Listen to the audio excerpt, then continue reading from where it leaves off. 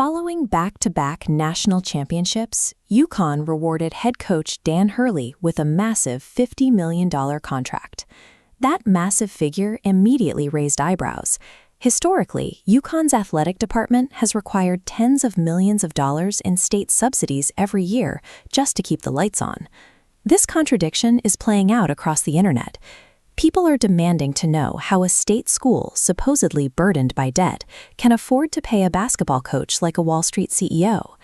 Many mainstream reports frame the situation as an athletic department draining critical resources away from taxpayers and academic programs. Forensic financial audits reveal UConn athletics as a rapidly self-sustaining corporate engine.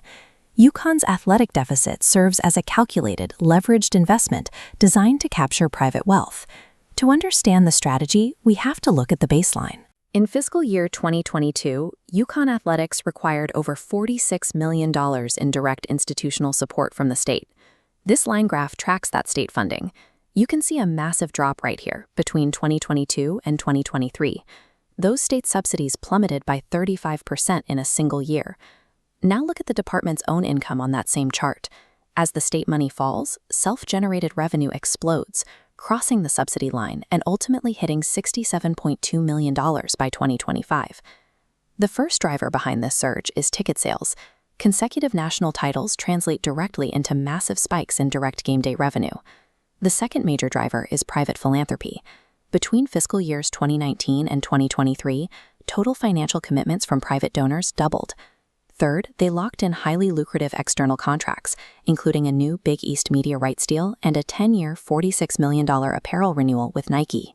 Combine those three streams, and you have the blueprint for how an athletic department engineers a transition from state dependency to private self-sufficiency. That financial independence arrived at the perfect time. The impending House versus NCAA legal settlement will require universities to share athletic revenues directly with their student-athletes, starting in the 2025-2026 academic year. For non-football schools, the price tag is steep.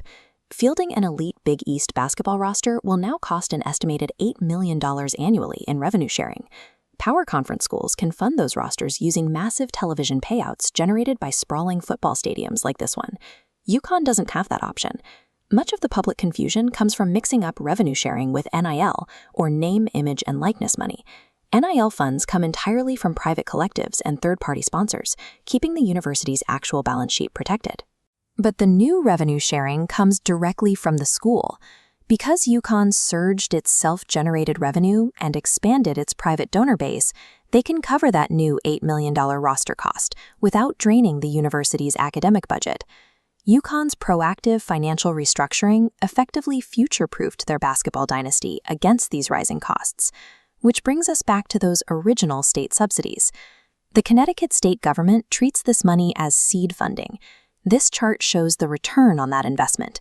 For every single dollar of institutional support provided by the state, UConn athletics generates $7 of local economic impact, a 700% return, totaling over $274 million last year. That money enters the local economy through event operations, tourism, hotel bookings, and massive surges in foot traffic for local businesses around game days. The athletic department has essentially operated on a classic loss leader model, a division that historically ran at a deficit to build brand value and eventually flip into profitability. The state of Connecticut has transformed elite basketball into its most lucrative public-private partnership. If you found this breakdown helpful, hit the like button and subscribe to the Viral Scope. Let us know in the comments below which viral industry story we should audit next.